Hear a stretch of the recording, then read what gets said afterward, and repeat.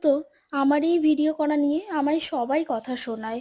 বাড়ির আত্মীয়-স্বজন, প্রতিবেশী, এমনকি আমি নিজের কানে শুনেছি আমার বাবা-মাকে বলছে, "মেয়েকে বিয়ে দিয়ে দে, কি হবে এসব ভিডিও করে? এসব নোংরা কাজ, এ সমস্ত করতে নেই। মেয়ের বদনাম হবে। একটা চাকরিওয়ালা ছেলে দেখে মেয়েকে বিয়ে দিয়ে দে। সংসার করবে, বাচ্চা মানুষ করবে। ওটাই সবথেকে ভালো। ওটাই আসল মেয়েদের জীবন।" কিন্তু আমি খুব কষ্ট পাই তাদের কথা শুনে, কষ্ট পাই। তারপরেও মনে মনে ভাবি ওদের জন্য আমি কেন কষ্ট পাবো? আমার তো ছোটবেলা থেকে একটা স্বপ্ন ছিল যে আমিও বড় একজন ইউটিউবার হব।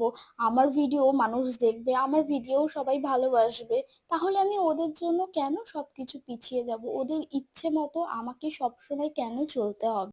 আমিও তো মানুষ বলো, আমারও তো খারাপ ভালো বিষয় আছে। একটা মানুষকে তুমি কন্টিনিউ কথা শোনাচ্ছ, এসব বন্ধ কর, বন্ধ কর, বিয়ে করে নে, এসব ভালো না।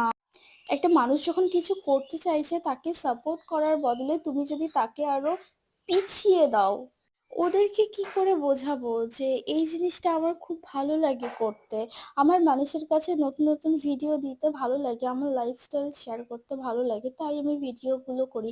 কেউ কিছু বললে টাকা ঢুকেছে, এখনো টাকা ঢোকেনি, বাবা এতদিন ধরে কি করছিস, ভিডিও টিডিও তাহলে বন্ধ করে বিয়ে করে নে, বয়স তো অনেক হয়ে গেল, 22 বছর বয়স। আচ্ছা তোমরাই বলো, বয়স হোক বা যাই হোক, নিজেদের একটা স্বপ্ন থাকলে সেটা কি পূরণ করার স্বাধীনতা কি আমাদের নেই? ছাড়ো, বাদ দাও, যত বলবো তত জলঘোলা হবে। আসলে কেউ কারোর ভালো চায় না, কেউ চায় না যে সেই মেয়েটা দাঁড়াক, তারা এটাই বোঝে চাকরি করো না হলে বিয়ে করে নাও। আজকে মেঘ মাখা করেছিলাম, জাম মাখা, এটা হলো মাকে দিয়ে দিয়েছি, এর আগে দেখিয়েছিলাম পিসি আর পিসোমশাইকে দিয়েছিলাম।